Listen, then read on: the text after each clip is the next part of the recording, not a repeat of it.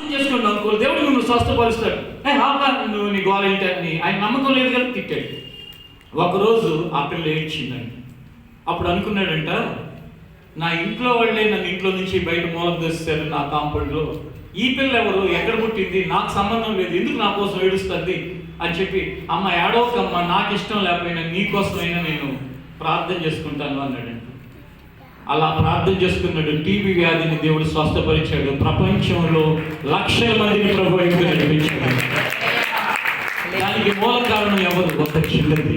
అలాంటి ఒక చిన్నదానిలాగా, అలాంటి ఒక చిన్నోడిలాగా, అలాంటి దేవుని కొరకు బ్రతకడానికి నీకు దేవుడు తోడైంది. ఆ పిల్లకి ఎవరు తోడై ఉన్నారు? ఇమ్మానుయేలుగా ప్రభు ఉన్నాడు. ఆ ప్రభు ఆ పిల్ల ద్వారా, ఆ మనస్సుల ద్వారా అంత గొప్ప దైవజనుడు. ఆ తర్వాత పైకి అప్పటికప్పుడు ఎవరు ఆయన దైవజనుడు, అప్పుడు రక్షించబడి స్వస్థతను పొందాడు. ఆ తర్వాత దేవుడు ఆయన అంత బలంగా వాడుకున్నాడు.